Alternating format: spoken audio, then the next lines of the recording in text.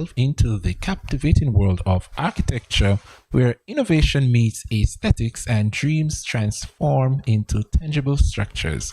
Architect serves as the masterminds behind the symphony of spaces we inhabit, shaping our experiences and enhancing our lives. They are the silent storytellers, weaving narratives of culture, history, and functionality into the fabric of our cities. Without further ado, let us open the door to this captivating dialogue by welcoming Derionne Fleming, owner of D.J.C.F Architecture, to Good Morning SKN. Derionne, good morning. Morning, welcome. Happy you could join us this morning, sir. So can you share with us your journey into architecture and inspiration for pursuing this profession? All right. Well, I obviously hail from the little beautiful Federation of stkittsnevis. The short version, I got introduced to architecture in second form at the Bassett Junior High School, now known as the Washington Archibald High School. At my first technical drawing lesson. After I did that first technical drawing lesson with Mr. Green, Judah Green, I think his full name is, I made the decision right then and there. This is the career path that I'm going to do. And my life from there was focused on the required subjects to realize the dream. Took me from Bassett Junior High School to Bassett Senior High School, Clarence Fitzgerald Bryant College of Further Education, so I'm a graduate of that school, and then on to Howard University in Washington, D.C., where I spent 5 years to complete my Bachelor's of Architecture degree. Architecture, wow. Yeah. You said you knew at sixth form. How important is it to know what is it you want and to stick, or to, how should I say it, culminate the correct curriculum or the right subjects to pursue your goal? It was second form, not sixth form. But yeah, second form. But thankfully, I had very supportive parents. My mother especially kind of helped me to find out exactly what subjects I would have needed to cover, which would have included physics, math, art, technical drawing. Thankfully, we have all of the subject areas available at CSEC level, well, CXC then. And really and truly, with those skill sets that I gathered from high school and then going on to CFB, it would have really prepared me to tackle the challenges of university very well. As a matter of fact, the CFBC program is pretty good, and it's actually been the gateway for persons from other islands as well who have come to study the architecture program there. And it would have carried me right through to university and to now. I like that. Good. So can you share with us or give us a description of your architecture style or approach? Okay. Well, that's a deep question. I wouldn't have the time to go into the all of the sort of elements of it. However, what I can say is that I try to have the same type of architectural language.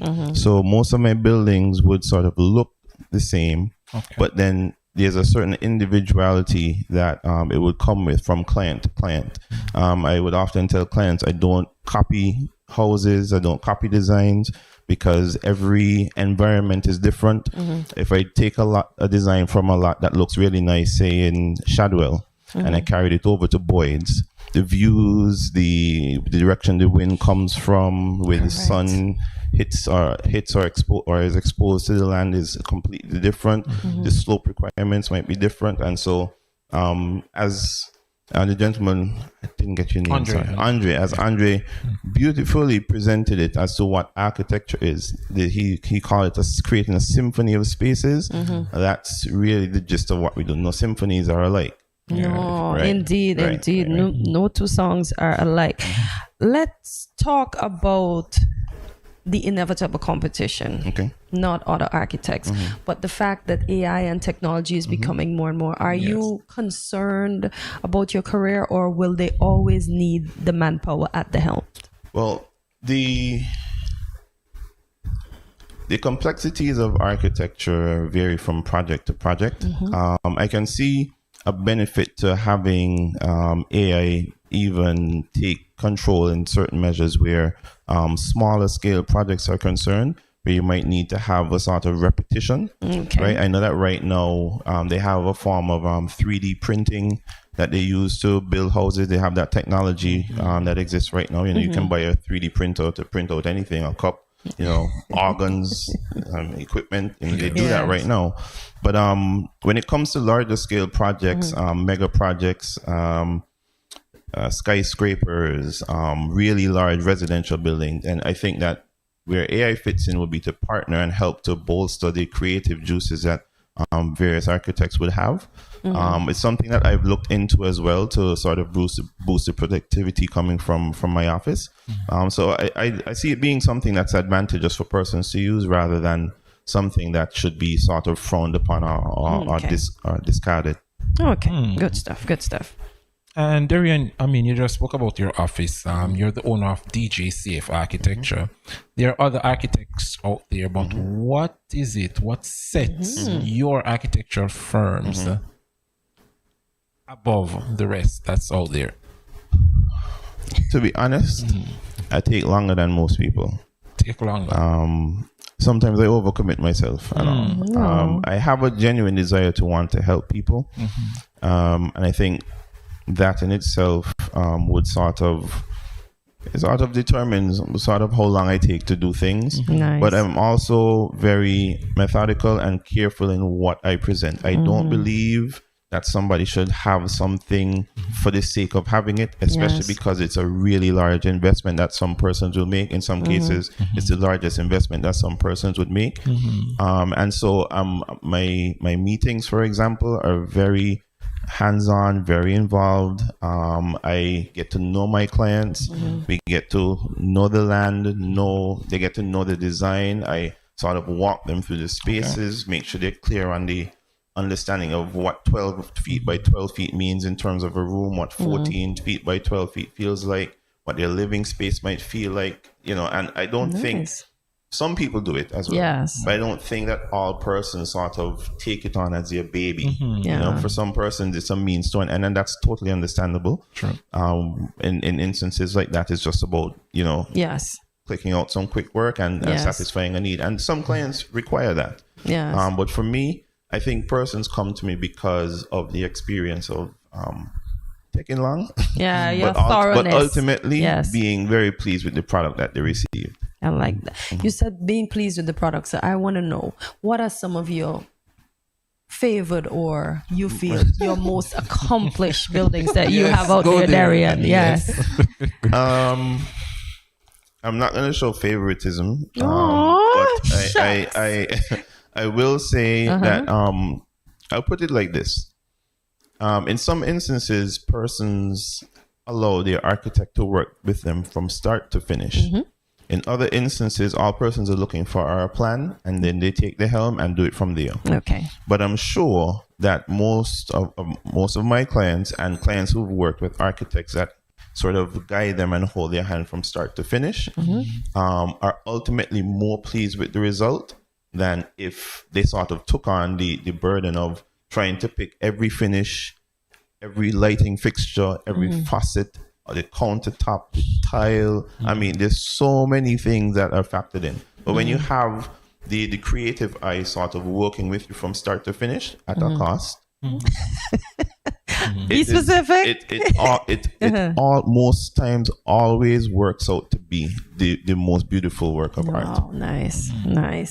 I like that. Humble and fair. Of course. I agree with him. I love that, Derionne. I must add, Derionne, how important it is to be environmentally conscious when planning architectural design, because sometimes you see persons come on board like investors and they want to construct a hotel, but then the residents, it's gonna damage the environment. Do you take these things into consideration? Absolutely.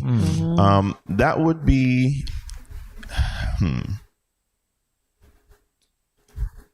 the built environment is the space that I work within. It's literally called the built environment.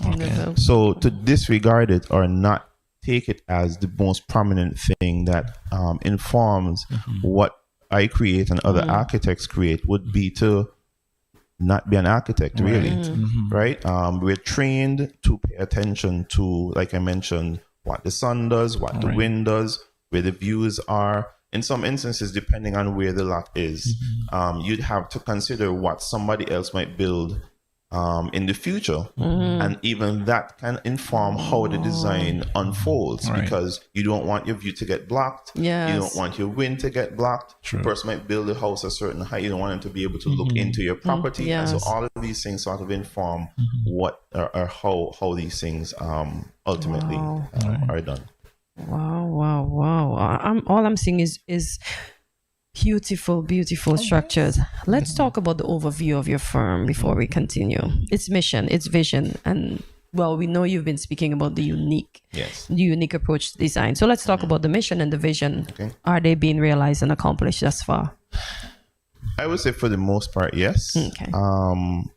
I'd be ashamed to say as well that I don't remember what my mission statement or vision statement is at the time. It's a good one, folks. I know I have something on my Facebook page.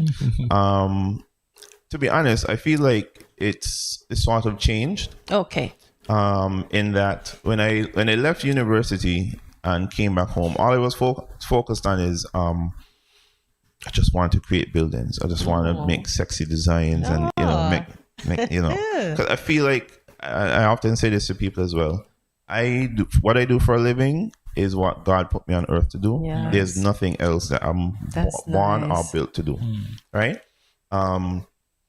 So it's changed in the sense that I have a family now, and so the focus can't just be to create sexy buildings. It has to be to create sexy buildings and get paid handsomely for it. Of course. You know what I'm saying? For the family, yes. yes, right? Yes. So it's changed somewhat, and it sort of has to change given what happens in the landscape of architecture and the built environment as well. As you mentioned, changes with AI. Yes. So I think the most productive and firms that are a step ahead of the game are the firms that are able to adapt to whatever type of challenges or shifts in the way that things are done comes. Okay. And Derionne, I'm happy you're the one who mentioned when it comes down to financial, being an architect. But I must ask you, what are the highs and lows of being an architect? And an entrepreneur, as a matter of fact. It comes in ebbs and flows as far as work is concerned. COVID was very tough. Boy. Persons had to take steps back from what the types of moves they were looking to make. So I think that was a good metric for sort of determining, well, how do we handle really, really low periods? Because nobody was going out, no construction was happening, and that sort of thing. But as with nature, there's resiliency. As in with business, there's resiliency, and it's really based on someone's willpower and determination to push their baby forward or out, however you want to describe it, right? So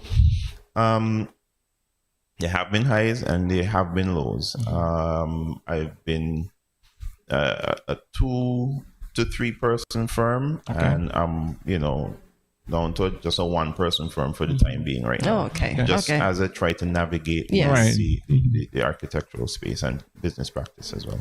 Well, I think you'll be up and pushing again soon. But for persons who would have listened to you this morning and they want to contact you, how do we get in contact with you? Okay. That's your camera right there. Hi, camera. My name again is Derionne Fleming, principal architect of D.J.C.F Architecture. I can be reached at 668-8672. I have an Instagram page, D.J.C.F Architecture, as well as a Facebook page called D.J.C.F Architecture. Come and see us.